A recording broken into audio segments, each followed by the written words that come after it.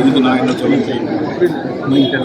மக்களுடைய மாற்றமாக்கி கட்சி ஆரம்பித்து கட்சி நிறைய உதவி செஞ்சு மக்களுக்கு உதவி செஞ்சிருக்காங்க. பொதுமக்களுக்கு நிறைய நன்மை செஞ்சிருக்காங்க. வெறும் கூட்டத்தை மட்டும் மாசு மட்டும் காட்டி ஒரு பொய்யை திரும்ப திரும்ப திரும்ப சொன்னியா அது உண்மையாக நினைச்சேன். இந்த கோயப்பல்ஸ் தத்துவத்தை கடைப்பிடிக்கிறது திமுகவுடைய பாடி. அவங்க பி டீம்னு என்ன பார்த்து செங்கோட்டையன் அவர்கள் விஜய் கட்சியில் சேரும்போது மதிப்புக்குரிய அமைச்சர் சேகர் பாபுவை பார்த்து சந்தித்து பேசிவிட்டு தான் அவர் அனுப்பினார். அப்போ திமுகவுடைய பி டீமா அல்லது தேசிய ஜனநாயக கூட்டணியுடைய பி டீமான்னு மக்கள் தான் முடிவு செய்யணும். நீங்களும் முடிவு செய்யணும். மதிப்புக்குரிய விஜய் அவர்கள் காங்கிரஸ் கூட்டணியில் யாரையும் சந்தித்து பேசினாரா இல்லையா அவர் தெளிவுபடுத்தினால்தான் நமக்கு தெரியும்.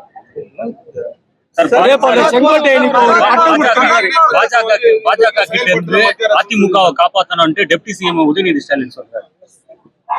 அதாவது ஒரு பழமொழி உண்டு, அந்த பழமொழி சொன்னா இப்ப நல்லா இருக்காது. ஆடு நனைகிறதுன்னு யாரோ கவலைப்பட்டது மாதிரி, ஆடு நனைகிறது யாரோ கவலைப்பட்டது மாதிரி ஒரு பழமொழி. அது மாதிரி அதிமுக திமுக எதிர் கட்சி. அதிமுக காப்பாற்ற வேண்டிய அவசியம் இவங்களுக்கு என்ன வந்திருக்கு? அதிமுகவோடு பாரதிய ஜனதா கட்சி இன்னைக்கு நேற்று கூட்டணி 1998 புரட்சி தலைவர் அம்மா இருக்கும்போது ஜனவரி 1, 1998 திருநெல்வேலி நடைபெற்ற மாநாட்டிலே மதிப்புக்குரிய அத்வானி அவர்கள், மாண்புமிகு புரட்சி தலைவர் அம்மா அவர்கள் எல்லாம் கலந்து கொண்டு அன்னைக்கே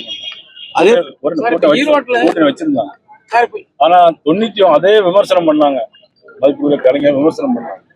ஆனா 99 அதே பாரதிய ஜனதா கட்சியோட திமுக கூட்டணி வைத்ததா இல்லையா?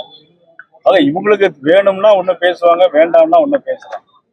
சார், உதயநிதி ஸ்டாலின் திருவண்ணாமலையில சொன்னாரு, கார்ல பேட்டரி இல்லைனாலும் தள்ளி ஸ்டார்ட் பண்ணிடலாம், ஆனா எடப்பாடி பழனிசாமி இன்ஜினே இல்லாத லாரியை மூவ் பண்ணுன்னு இன்ஜின்னு குறிப்பிட்டு பாஜகவை சொல்றாரு.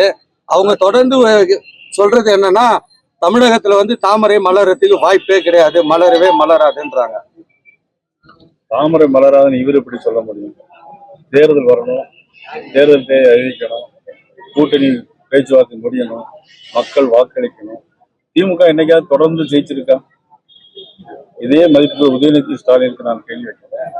திமுக என்றாவது மக்கள் செல்வாக்கோடு தொடர்ந்து ஜெயிச்சிருக்கா? 1967 என்ன நடந்துச்சு? திமுக ஜெயிச்சு. எம்ஜிஆர் உயிரோடு இருக்கிற வரைக்கும் திமுக ஜெயிக்கவே இல்லை. பிறகு மைனாரிட்டி கவர்மெண்டா வந்து இந்த தடவை எப்பெல்லாம் அதிமுக ஒரு பிரச்சனை வருதோ அப்பெல்லாம் திமுக ஆட்சி வந்திருக்கே தவிர திமுக மக்கள் செல்வாக்கோடு என்னைக்குமே ஆட்சி வந்தது கிடையாது. பிஜேபிக்கு விஜய் தற்காலிக தமிழக முதல்வர், மறைந்த முதல்வர் எம்ஜிஆர் பார்க்கப்படுவாரா? எம்ஜிஆரோட யாரையும் ஒப்பிட்டு பார்க்க. இப்போ எம்ஜிஆர் சொன்னதான் சொன்னேன். எம்ஜிஆர் சொன்னதை தம்பி விஜய் திருப்பி சொல்லியிருக்கான்னு சொன்னேன். பல்வேறு நேரத்துல வாக்குறுதிகளை கொடுத்தாரு, எல்லாத்தையும் எதிர்பார்த்த சொல்லிட்டு வேக வேகமா ஒரு 2 ரூமை வச்சு ஒரு காலேஜ் திறந்துட்டாரு அப்படின்ற ஒரு குற்றச்சாட்டு இருக்கு. ஒரு லோக்கலோட அமைச்சர் திறந்து வச்சு போனாரு. பேரெல்லாம் சொல்லி சொல்லுங்க. துறைமுருகன் தான் அமைச்சர் யாருன்னு தெரியும், உங்களுக்கு தெரியுதுங்களா? இல்ல, எனக்கு 2-3 அமைச்சர் பக்கத்துல இருக்காங்க. இல்லைங்க, இந்த தொகுதிக்கு அவர் அமைச்சர் மட்டும் இல்ல, இந்த தொகுதியோட மண்ணின் மைந்தரா பார்க்கப்படுறாரு. ரொம்ப நாள் நீண்ட நாள் கோரிக்கையான அந்த காலேஜ் சின்னதா திறந்துட்டாங்க, அதை கட்டணத்துக்கோ இல்ல பெருசா அளவு வாய்ப்பு இல்லை. இதே போல தொடர்ந்து பல்வேறு குற்றச்சாட்டுகள் அவங்க சொல்லிட்டே இருக்காங்க தொகுதி மக்கள். இல்ல, பொதுமக்கள் நிறைய பேர குற்றச்சாட்டு சொல்லி பாலா பயிர்னு சொல்லிட்டாங்க, தடுப்பணை கெட்டலன்னு சொல்லியிருக்காங்க, திசை தெரியும் சொல்லியிருக்காங்க. அதே மாதிரி குற்றச்சாட்டு ஒரு அமைச்சர் ஒரு கல்லூரி திறக்கும் போது அதற்கான அடிப்படை கட்டமைப்பு வசதிகளை ஏற்பாடு செய்தால் திறக்க வேண்டும். அது கல்லூரி எப்படி இருக்குன்னு தெரியல, அதை பார்த்துட்டு நான் உங்களுக்கு சொல்றேன்.